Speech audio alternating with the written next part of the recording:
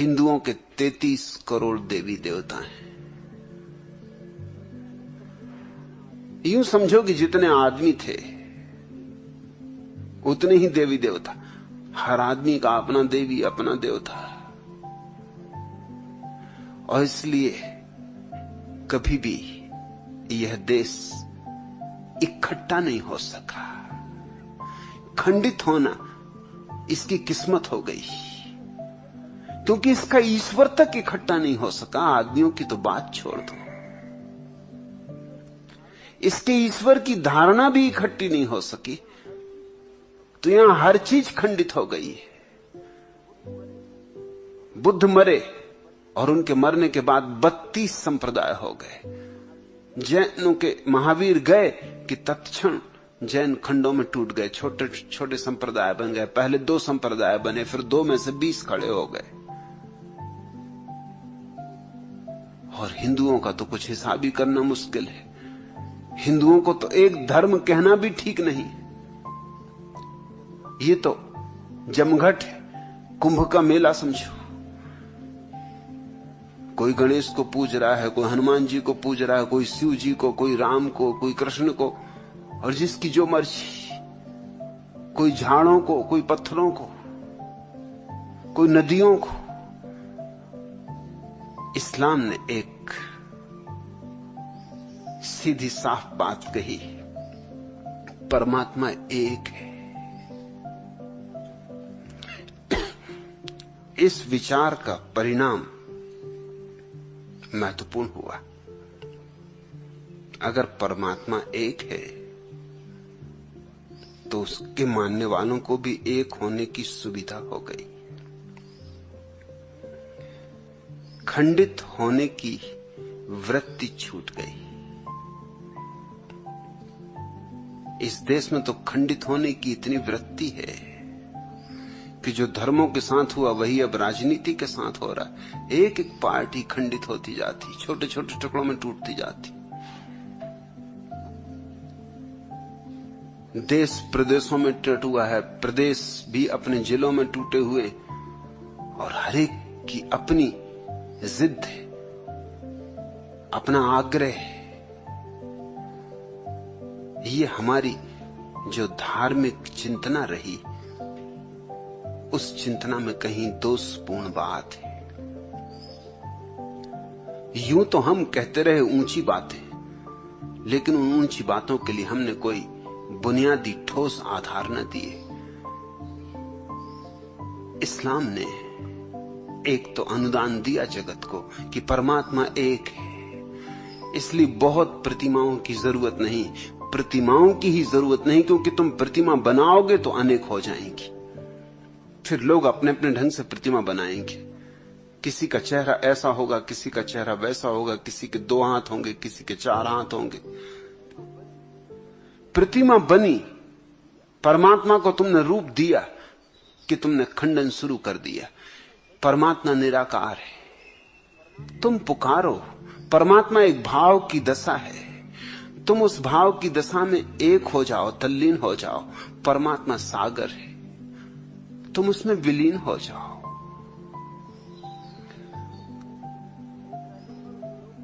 ए पैगंबर, लोग तुम्हें खुदा का बेटा कहते हैं और तुमसे हाल खुदा का पूछते हैं, तो तुम उनसे कहो कि वह अल्लाह एक है और अल्लाह बेनियाज है।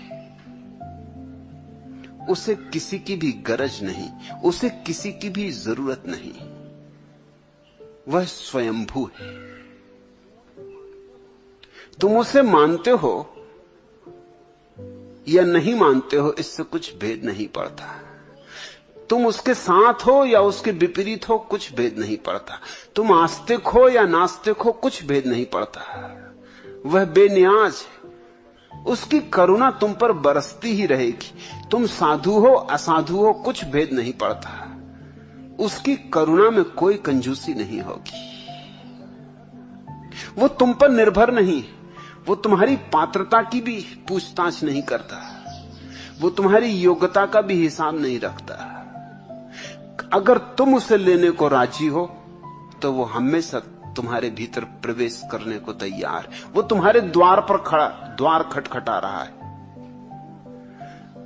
तुम ही उसे भीतर न बुलाओ तो तुम्हारी मर्जी, अन्यथा वह हर घर में आने को राजी।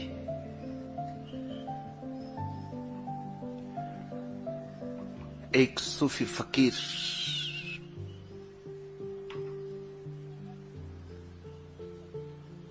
को हमेशा की आदत थी कि अकेला भोजन नहीं करता था, किसी को निमंत्रण दे देता था, बुला लाता था। मगर एक दिन ऐसा हुआ कि बहुत खोजा लेकिन कोई मिला ही नहीं। या तो लोग भोजन कर चुके थे, या लोग भोजन करने जा रहे थे, या कहीं निमंत्रित थे, कोई राजी ही ना हुआ आने को। और अकेला उसे भोजन करना नहीं, वो तो साथ में ही भोजन करेगा, बांट कर ही भोजन करेगा। तो उसने सोचा फिर आज भूखा ही रहना होगा। तभी द्वार पर एक बूढ़े आदमी ने दस्तक दी और उसने कहा कि मैं बहुत भूखा हूं, क्या कुछ खाने को मिल सकेगा? उसने कहा मेरे धन्य भाग, आओ, मैं प्रतीक्षा ही कर रहा था, जरूर तुम्हें परमात्मा ने ही भेजा होगा। उसकी करुणा अपरंपार है। उसने देखा होगा कि मैं भूखा, मेहमान को बिठाया, दस्तरखान लगाया, भोजन रखा, और मेहमान ने भोजन शुरू करने ही जा रहा था कि उस फकीर ने देखा, अरे इसने अल्लाह का नाम ही नहीं लिया। भोजन के पहले अल्लाह का नाम तो लेना चाहिए, प्रार्थना तो करनी चाहिए। उसने उसका हाथ पकड़ लिया इसके पहले कि कौर मुंह में जाए। उसने कहा रुको, अल्लाह का नाम नहीं लिया? उस आदमी ने कहा कि मैं अल्लाह इत्यादि में भरोसा नहीं करता, कोई ईश्वर नहीं, तो मैं क्यों नाम लूं?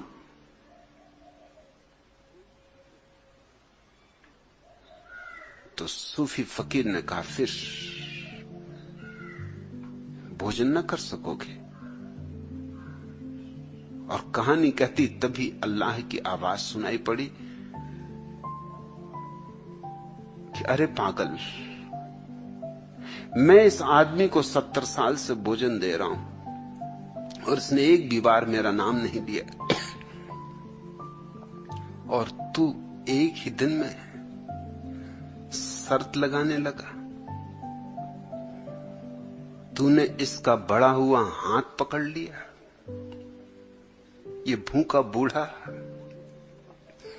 भोजन भी तूने शर्त बंदी से, भोजन में भी शर्त लगा दी। प्रेम की कोई शर्त होती? तुझे अनुग्रहित होना चाहिए कि ये तेरा निमंत्रण स्वीकार किया, अनुग्रह तो दूर रहा, तू इस पे शर्त थोपने लगा।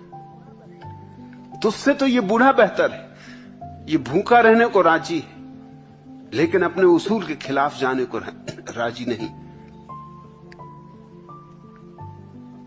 और जिसको मैं 70 साल से भोजन करा रहा हूं, तो एक दिन उसे भोजन नहीं करा सकता है। फकीर उस बूढ़े के चरणों पर गिर पड़ा, कहा आप भोजन करें, मेरी भूल थी। धर्म के नाम पर शर्त नहीं लगाई जा सकती। परमात्मा बेशर्त है, उसकी कृपा और करुणा तुम्हारी किसी योग्यता के कारण नहीं होती। उसकी करुणा उसका स्वभाव है। बिस्मिल्लाहिर रहमानिर रहीम, ये उसका स्वभाव है। रमजान होना, रहमान होना, रहीम होना तुम्हारा सवाल नहीं है, ये उसका स्वभाव है। गुलाब का फूल गुलाब की गंध देगा और जूही का फूल जूही की गंध देगा। जूही का फूल इसकी फिक्र नहीं करता कि पास से जो निकल रहा है वो पात्र है या नहीं। सूरज निकलेगा तो रोशनी होगी, आस्तिक के लिए भी और नास्तिक के लिए भी, साधु के लिए भी असाधु के लिए भी वो सूरज का लक्षण है। वो कुछ शर्त नहीं करता कि नास्तिक के लिए अंधेरा रहेगा और आस्तिक के लिए दिन हो जाएगा। परमात्मा का स्वभाव है करुणा। इस्लाम की ये बहुत बड़ी अनुभूति है। मोहम्मद का ये मनुष्य के विकास में गहरा अनुदान है। सदा से हमने ऐसा सोचा है हमारे कर्मों के फल के अनुसार उपलब्धि होती है। ये अगर ठीक से समझो तो अहंकार की ही घोषणा है। मैं अगर अच्छे कर्म करूंगा तो मुझे पुण्य मिलेगा, अगर बुरे कर्म करूंगा तो पाप मिलेगा। अच्छे कर्म करूंगा तो स्वर्ग जाऊंगा, बुरे कर्म करूंगा तो नरक जाऊंगा। जोर मैं पर है, मैं जो करूंगा कर्ता पर जोर है, और इसका ही ये परिणाम हुआ, इस जोर का ये अंतिम तार्किक निष्कर्ष हुआ कि जैनों ने ईश्वर को इंकार ही कर दिया। ईश्वर की जरूरत ही क्या रही? अगर ठीक से समझो तो कर्म के सिद्धांत में ईश्वर की कोई जरूरत नहीं रह जाती। हिंदुओं का दृष्टिकोण इस लिहाज से तर्क विरुद्ध है। या तो इस्लाम ठीक है या जैन ठीक है। इस्लाम कहता है उसकी करुणा, हमारे कृत्य का सवाल नहीं है, हमने क्या किया इसका हिसाब नहीं, उसकी करुणा। और जैन कहते हैं हमने जो किया उसका हिसाब है। अच्छा किया तो अच्छा, बुरा किया तो बुरा। अच्छा बोया तो अच्छा काटेंगे, बुरा बोया तो बुरा काटेंगे। फसल हमारे कर्मों की है, इसलिए परमात्मा की कोई जरूरत ही नहीं। परमात्मा क्या करेगा? जिसने बुरा काम किया है उसको स्वर्ग नहीं भेज सकता, और जिसने अच्छा काम किया उसको नरक नहीं भेज सकता। परमात्मा निहायत गैर जरूरी हो जाता है। और हिंदू इन दोनों के बीच में खड़े, वो कर्म का सिद्धांत भी मानते हैं, वो परमात्मा को भी मानते हैं।